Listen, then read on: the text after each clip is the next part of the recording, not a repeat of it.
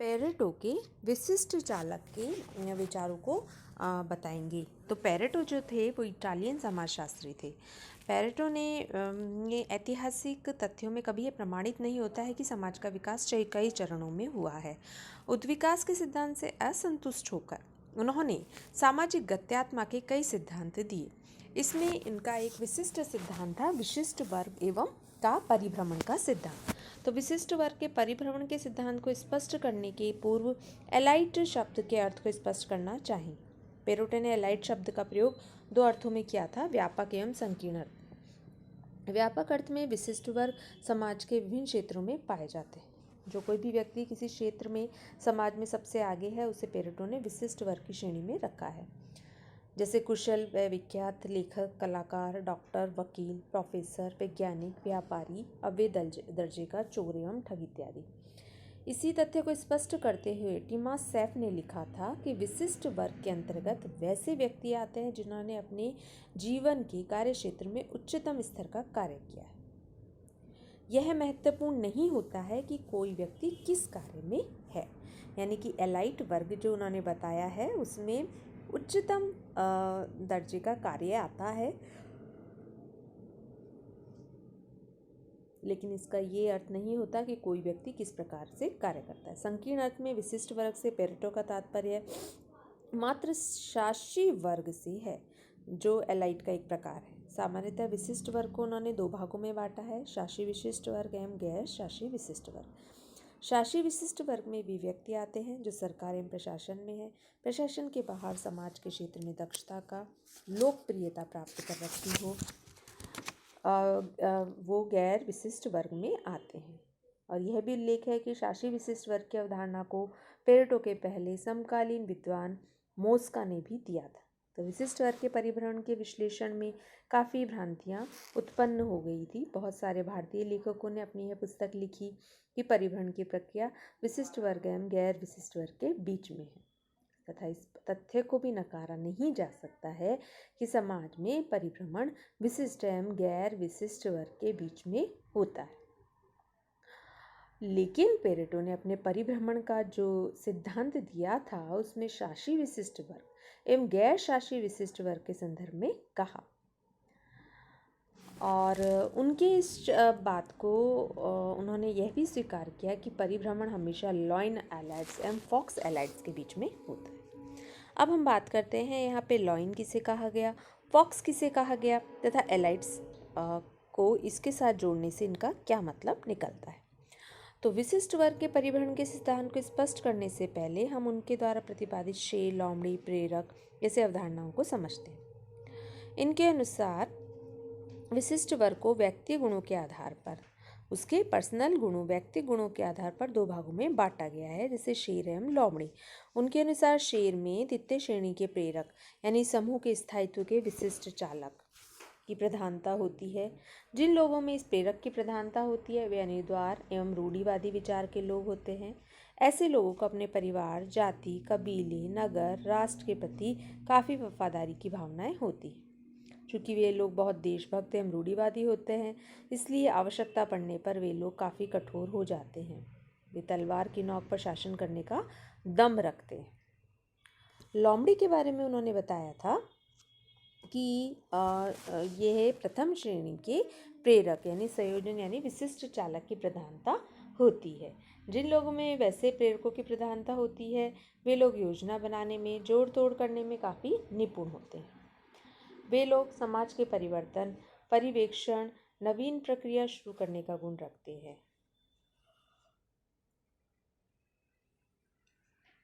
ऐसे लोग कभी अनुद्वार एवं वफादार नहीं हो सकते हैं।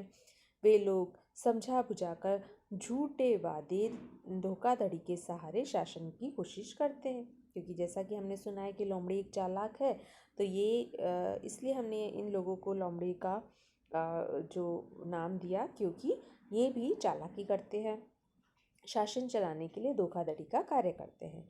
वे लोग काफ़ी घूसखोरी होते हैं। भारत के बहुत सारे राजनीतिक नेताओं को श्रेणी में रखा जा सकता है। इसी प्रकार पेरेटो ने बताया था कि शासी विशिष्ट वर्ग में दोनों श्रेणियों के गुणों की आवश्यकता होती है। लेकिन ऐसा लंबे समय तक संभव नहीं हो पाता है कि बहुत दिनों तक शासन में रहने से इन गुणों में कमी आ जाती है। वे उतने क्रूर एवं जुझारू नहीं रह पाते हैं। आलसीपन एवं ऐशी प्रवृत्ति के कारण उनके शासन की क्षमता में कमी आ जाती है। वे लोग शासन विशिष्ट वर्ग से खिसक कर गैर शासी विशिष्ट की श्रेणी में आ जाते हैं। तो पेरेटो का मानना था कि लोगों का शासी विशिष्ट वर्ग से गैर शासी विशिष्ट वर्ग में जाना अवश्यंभावी प्रक्रिया है। तो परिभ्रमण की प्रक्रिया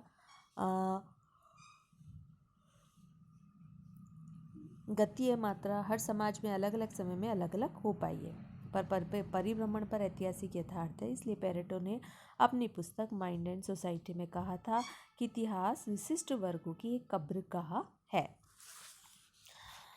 पेरेटो ने इसके साथ साथ यह भी कहा कि शासी विशिष्ट वर्गों का परिभ्रमण एक अनिवार्य एवं निश्चित सामाजिक प्रक्रिया है, क्योंकि शासी विशिष्ट वर्ग में कभी प्रथम श्रेणी के प्रेरक कारकों की प्रधानता होती है तो कभी द्वितीय श्रेणी के प्रेरक कारकों की प्रधानता होती है।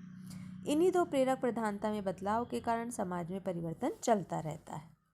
इसीलिए ओसिपॉव ने कहा था कि विशिष्ट वर्ग का प्रत्यावर्तन, उतार एवं चढ़ाव, पदारोहण सामाजिक अस्तित्व का नियम है। विशिष्ट वर्ग के परिभ्रमण का विश्लेषण एक वृहद स्तर पर किया जा सकता है। तो पेरेटो की अवधारणा को ध्यान में रखते हुए हम समाज को दो वर्गों में बांट सकते हैं, विशिष्ट वर्ग एवं गैर विशिष्ट वर्ग। समाज में परिभ्रमण उच्च एवं निम्न स्तर के बीच में चलता रहता है, जो समाज के नीचे तबके में रहकर जीवन में काफ़ी सफलता प्राप्त कर चुके हैं। विशिष्ट वर्ग से जो मिल करने की कोशिश दूसरी तरफ विशिष्ट वर्ग के हैं, वे अपनी क्षमता में कमी के कारण विशिष्ट वर्ग में प्रदर्शित होकर नीचे खिसक जाने को बाध्य हो जाते हैं। कभी कभी विशिष्ट वर्ग के लोग समय के साथ साथ मिट जाते हैं, जो रिक्त स्थान की पूर्ति के लिए गैर विशिष्ट वर्ग पर उठने की कोशिश करते हैं। तो इस तरह से गैर विशिष्ट वर्ग से विशिष्ट वर्ग एवं विशिष्ट वर्ग से गैर विशिष्ट वर्ग में जाने की प्रक्रिया समाज में चलती रहती है। उसी प्रकार मार्टिडेल ने कहा था कि व्यक्तियों का उच्च वर्ग से निम्न वर्ग, इसके विपरीत दिशा में भी परिभ्रमण होता है। ऐसा होना इसलिए स्वाभाविक है कि समाज के निचले हिस्से के लोग में शेर एवं लोमड़ी के गुण पाए जाते हैं। दूसरे शब्दों में प्रथम व द्वितीय श्रेणी के प्रेरक तत्व थोड़ा बहुत निम्न वर्ग के लोगों के बीच में पाए जाते हैं। यह एक जन्मजात गुण है जो सामाजिक परिस्थितियों से प्रभावित होता रहता है। इसी फेरबदल से समाज में दो वर्गों का परिभ्रमण की जो प्रक्रिया है वो चलती रहती है। तो इस प्रकार पेरेटो ने बताया था कि समाज में यह प्रक्रिया निरंतर चलती रहती है। समाज में इस तरह के जो घुमावदार जो है एक क्रम चलता रहता है, जिसके अंतर्गत व्यक्तियों का उच्च वर्ग से निम्न वर्ग तथा उसके विपरीत दिशा में परिभ्रमण होता रहता है। इसलिए ऐसा होना स्वाभाविक है कि समाज के निचले हिस्से के लोगों में शेर व लोमड़ी के गुण पाए जाते हैं, या दूसरे शब्दों में प्रथम व द्वितीय श्रेणी के प्रेरक तत्व थोड़ा बहुत निम्न वर्ग के लोगों के बीच में पाए जाते हैं। यह एक जन्मजात गुण है जो सामाजिक परिस्थितियों में प्रभावित होता रहता है तथा इसी फेरबदल से समाज में दो वर्गों के बीच परिभ्रमण की प्रक्रिया जो है वो चलती रहती है। पेरेटो विशिष्ट वर्ग के हितों के समर्थक एवं गैर विशिष्ट वर्ग के विरोधी थे, इसलिए उन्होंने बुजुर्गवादी का कार्ल मार्क्स कहा जाता है। अतः जिस प्रकार मार्क्स सरवारा के कट्टरपंथ थे, उसी प्रकार पेरेटो बुजुर्गों के समर्थक थे। वे प्रजातंत्र के विरोधी एवं तानाशाह के घोर समर्थक थे।